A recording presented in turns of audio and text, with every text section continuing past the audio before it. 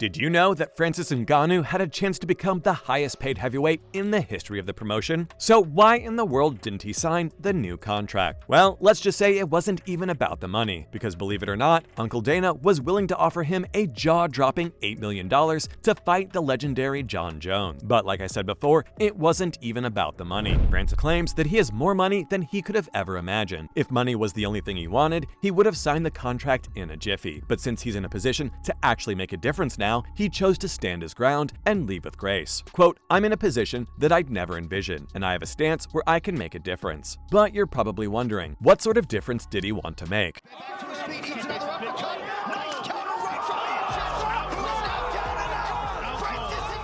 Well, for starters, he wanted sponsors. Since the UFC pretty much stripped every fighter of sponsors, Francis wanted to make a difference by reviving all that. His second ask was also quite fair. He wanted a fighter's advocate to sit on the board. And his last demand, the Predator wanted to fight Jon Jones twice before facing Stipe Miocic to end his UFC career.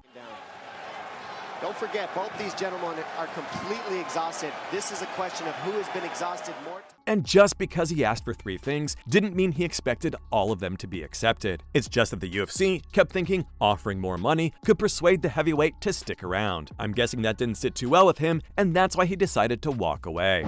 That's the truth. Ngannou with some serious power. Knows it. But what did the boss say after releasing him and stripping his title? Francis doesn't want to risk it anymore. Yep, I'm not even kidding. He said that. Uncle Dana said that about the hardest hitting man on the planet. They bring in guys. Ngannou knocks Arlovsky down. That is it.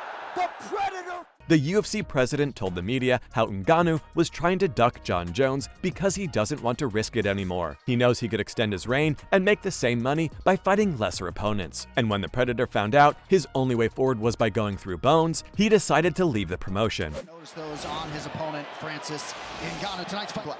Francis takes the center. Oh, wow. But it doesn't end there. Dana went one step ahead and issued a warning to other fighters at the promotion as well. He told reporters how he's mentioned it countless times already. If you don't want to be here, then you don't have to stay. Look, I really like Dana because he's done a lot for the game. He's turned it into a global platform for the best MMA talent in the world. That's what his coach has said to him. We need more power in the ground and pound. Here it is. He's throwing it hard. He's digging it in there. But you know who made a much bigger impact than him? Fighters like Ngannou. These guys are literally out there putting their bodies and minds on the line for our entertainment. Very interesting. Alistair with the clinch.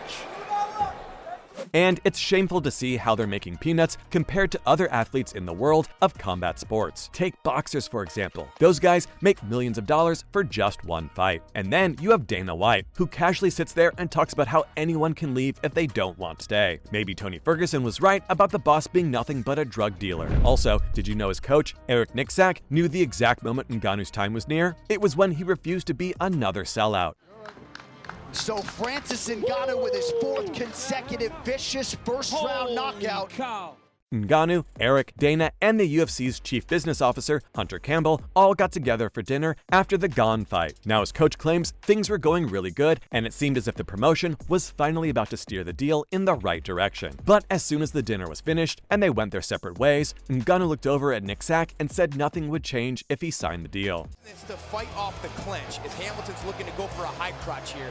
Just rips it, throws him to the ground, gets his bait. The Cameroonian giant had been making a lot of noise about bringing back sponsors and all that stuff for quite some time back then. He'd been talking about fighters' advocates and better pay. And if he signed the contract, he'd be doing absolutely nothing. Done. They look very similar now. It looks like he weighs 270.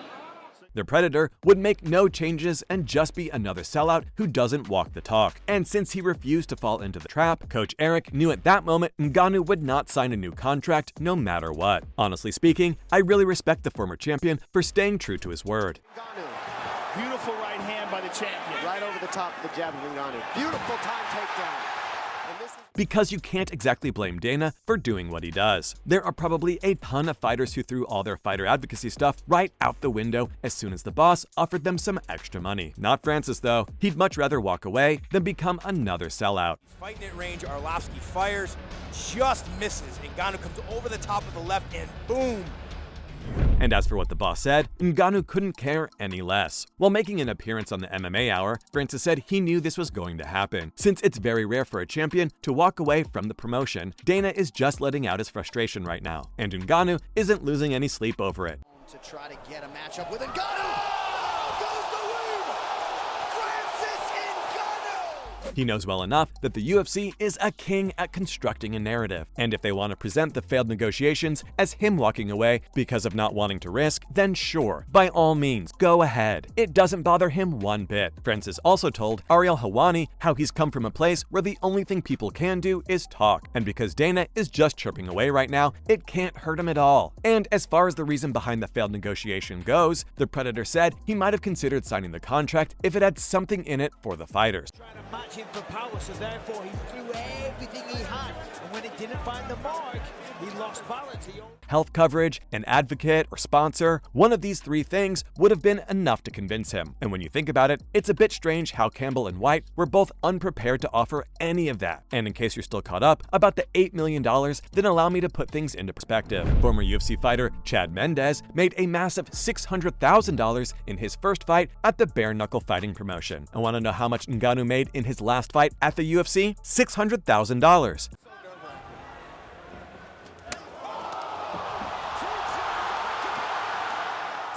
A seasoned heavyweight champion and an MMA veteran debuting in a new promotion, making the same money? How ironic. Plus, Ngannou is set to make way more money now as the heavyweight is already garnering interest from several promotions. This isn't the end for the Predator, and how could it be? The hardest hitting man on planet Earth. Multiple promotions have already started showing interest in signing the heavyweight, with Bellator and Bare Knuckles at the top of the list. And unlike Dana, Jon Jones didn't talk bad about his could-be rival and said he's proud of Francis because he knows his worth. And if we forget about the other fighting promotions for a second, did you know boxing legend Tyson Fury has suggested an absolute solid event featuring him and the MMA superstar? A boxing match with Mike Tyson as a referee. Yeah, you heard that right, people. Tyson Fury wants to fight Ngannou, not in boxing gear, but MMA gloves, with Iron Mike as the official for the fight. It's bound to make both gentlemen millions of dollars. Much more than just the supposed $8 million contract offered by Uncle Dana. Let's see how the former champion progresses his career. Has to deal with the problem at hand, which is the leg and then the underhook. Boxing has been a lifelong dream of his, so I reckon he might just consider crossing over to take on the Gypsy King. I know you're out of contract with the UFC. You want to earn some big boy money? Come see the Gypsy King, and let's do a big fight for the baddest. So, that's everything about Ngannou's controversial exit from the UFC. Thanks for watching, people. Until next time.